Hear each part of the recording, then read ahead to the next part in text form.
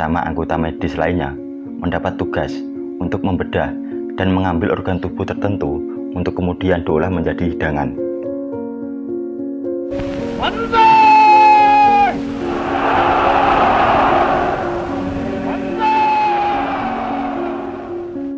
Kali ini kita ke Jepang. Selain kisah-kisah kesatria dari tentara Jepang semasa Perang Dunia Kedua, seperti diantaranya aksi kamikaze, banyak hal-hal mengerikan pula yang mungkin tidak akan ada habisnya untuk sekedar dibicarakan. Salah satunya praktek kanibalisme tentara Jepang. Maaf bagi yang salah kamar. Kali ini kita akan mengungkap fakta kanibalisme tentara Jepang di Perang Dunia Kedua.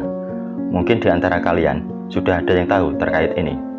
Ada kanibalisme yang nyata dilakukan para prajurit Jepang kala Perang Dunia Kedua.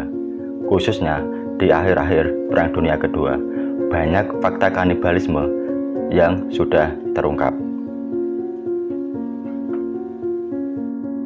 Toshiyuki Tanaka, seorang akademisi Jepang di Australia, mengungkapkan kelakuan mengerikan tentara Jepang tersebut pada era Perang Dunia Kedua melalui dokumen-dokumen yang ditemukannya.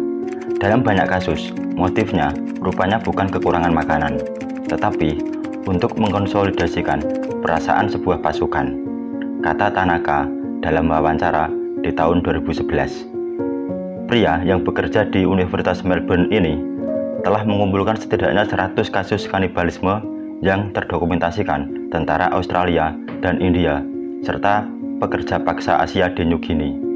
Dia juga menemukan beberapa bukti kasus biadab ini di Filipina. Pun kesaksian dari Laksamana Kiniso Mori, seorang koki Jepang pada Perang Dunia Kedua dalam persidangan kejahatan perang di Guam, juga menyatakan fakta kanibalisme yang dilakukan pasukan Jepang. Sementara perwira senior yang terlibat dalam aksi kanibalisme, Mayor Sueo Matoba, mengiyakan fakta praktek kanibalisme tersebut dan melakukan pembelaan bahwa ini terjadi akibat menurunnya moral pasukan dalam perang, serta juga masalah kelaparan. Aksi kanibalisme ini terjadi pada peristiwa yang dikenal dengan insiden Chichi-jima. Sekedar diketahui, George Herbert Walker Bush, Presiden ke-41 Amerika, adalah salah satu yang selamat dari insiden tersebut. Bush senior kala itu bertugas sebagai pilot pesawat tempur dalam misi penyerangan Pulau Chichi-jima. Bahkan Bush tak pernah mengerti terkait aksi kanibalisme yang dilakukan pasukan Jepang, karena dia selamat dari insiden tersebut.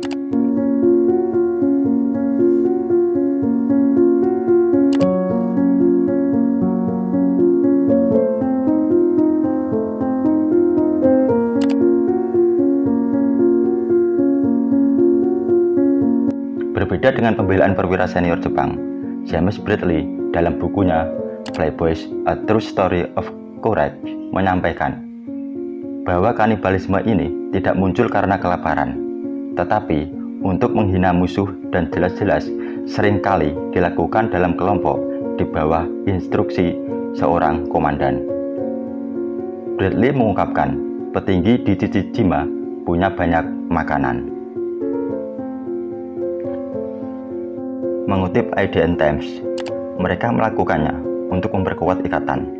Beberapa tentara Jepang mengatakan kalau jeroan manusia sangat bagus untuk kesehatan tubuh. Mereka melakukan praktek kanibalisme dalam sebuah pesta sake. Terkadang, para tentara Jepang hanya akan memotong tubuh tawanan yang sudah meninggal. Namun, mereka juga sering memotong tubuh para tawanan yang masih hidup. Pada peristiwa Chichi-jima, Mayor Sueo Matoba memberi perintah untuk menjadikan organ tubuh para penerbang Amerika sebagai hidangan para perwiranya. Dr. Teragi bersama anggota medis lainnya mendapat tugas untuk membedah dan mengambil organ tubuh tertentu untuk kemudian diolah menjadi hidangan. Organ tubuh yang diambil itu biasanya hati dan daging paha, lalu dimasak dengan sayur dan kecap dan dihidangkan bersama pesta sake hangat. Kanibalisme tentara Jepang ini terjadi tidak hanya pada insiden Chichi-jima. Tanaka, sarjana asal Fukui Jepang itu, telah mengungkapkan fakta pada dokumen-dokumen yang dihimpunnya, seperti pengakuan seorang Pakistan yang ditangkap Jepang pada penyerbuan di Singapura dan dibawa ke New Guinea, bahwa dia menyaksikan tentara Dai Nippon telah membunuh hingga memakan satu tahanan sehari selama hampir 100 hari. Ada 5 perwira Jepang yang dinyatakan bersalah dan dijatuhi hukuman gantung pada pengadilan kejahatan perang di Guam. Mereka dituntut atas apa yang mereka lakukan dengan insiden Chichijima. Yang unik di sini, kala itu tindakan kanibalisme belum diatur dalam hukum internasional. Sehingga tindakan kanibalisme kelima perwira Jepang itu dimasukkan dalam dakwaan pencegahan pemakaman terhormat, seperti mengutip dari laman War History Online. Well, memang banyak fakta, cerita dan hal-hal yang mengerikan dan misterius sepanjang Perang Dunia Kedua, termasuk diantaranya fakta kanibalisme ini.